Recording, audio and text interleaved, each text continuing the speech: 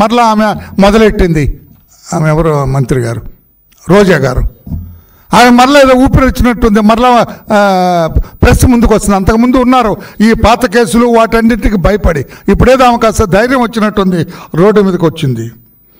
జగన్ను ఓడించి తప్పు చేశామని ప్రజలు కన్నీరు పెట్టుకుంటున్నారంట. ఏ ప్రజలను చూసావమ్మా?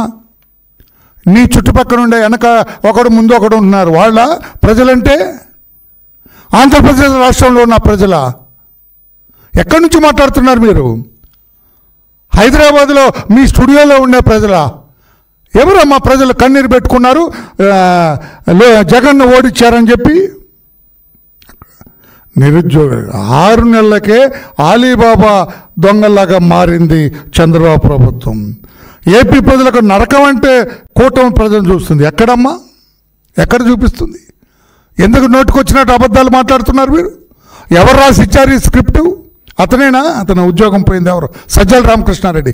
అతని స్క్రిప్టేనా ఇది? ఆమె అంటారండి. పైగా చంద్రబాబు అప్పుల మీద అప్పులు చేస్తున్నాడు. అప్పుల మీద అప్పులకి ఎవరు ట్రేడ్ మార్క్? అప్పులకి బ్రాండ్ అంబాసిడర్ జగన్మోహన్ రెడ్డి.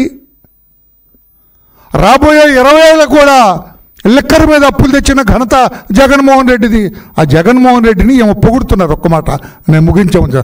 ఈమె జగన్మోహన్ రెడ్డి గారి గురించి ఈమె ఏమి చెబుతారు? రోజా గారు, మాజీ మంత్రి గారు ఏం చెబుతారంటే, బిజినెస్ మ్యాన్గా, పార్టీ అధినేతగా, ఫ్యామిలీ మ్యాన్గా జగన్ సక్సెస్ అయ్యారు. చంద్రబాబు గారు అంట సక్సెస్ అవ్వలేదన్నా. Business man. ఏం బిజినెస్ చేసావయా? అసలు నువ్వు ఏం చదువుకున్నావు ఎవరికి తెలియదు. ఏ ఫ్యాక్టరీలో కూర్చొని వ్యాపారం చేసావు జగన్మోహన్ రెడ్డి? ఏ కంపెనీలో కూర్చొని వ్యాపారం చేసావు?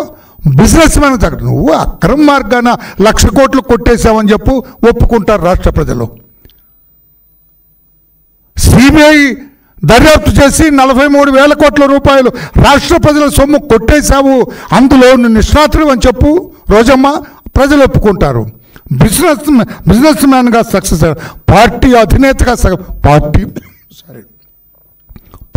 అధినేతగా మీరు సక్సెస్ అయితే 11 సీట్లు అంటే 155 సీట్లు, 151 సీట్లు వచ్చేవాడిని చెవులు పిండి 11 సీట్లు కూర్చోబెడితే పార్టీ అధినేతగా బ్రహ్మాండంగా సక్సెస్ అయ్యాడట.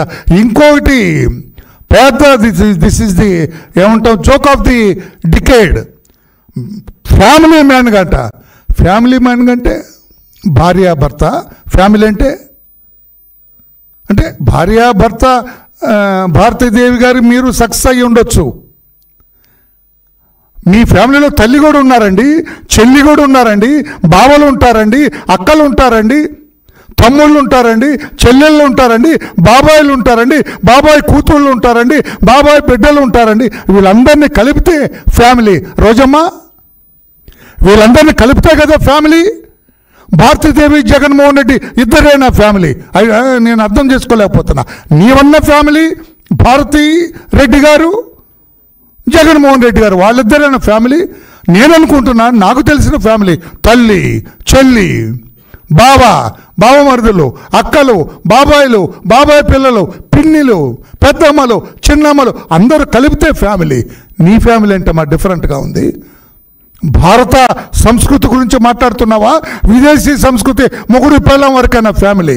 నీకు తెలిసిన ఫ్యామిలీ, మాకు తెలిసిన భారత సంస్కృతి ఆధారపడి ఫ్యామిలీ అంటే అందరు కలయిక, కుటుంబ సభ్యులందరూ కలిక. తల్లి ఎక్కడుందో తెలియదు నీకు, చెల్లి ఎక్కడుందో తెలియదు, మీ బాబు ఎక్కడున్నాడో తెలియదు, మీ బాబాయ్ ఎక్కడున్నాడో తెలియదు, మీ బాబాయ్ ఎలా చనిపోయాడో తెలియదు, బాబాయ్ కూతురు ఎక్కడుందో తెలియదు, బాబాయ్ భార్య పిన్ని ఎక్కడుందో తెలియదు. ఇవన్నీ తెలియదు. మీకు తెలిసింది ఒక్క భారతి గారు. నువ్వే ఫ్యామిలీ. రోజమ్మా, ఏం చెబుతావమ్మా? ఎందుకు అట్లా నోటుకు వచ్చినట్టుగా మాట్లాడతావమ్మా? ఇంకా మీకు తెలిసి రాలేదా? అవాస్తవాలు తెలియలేదా? ఇంకా నోటికి వచ్చినట్లు మాట్లాడొద్దని చెప్పి కూడా సోదరిమణి రోజమ్మ గారికి కూడా నేను తెలియజేస్తున్నా.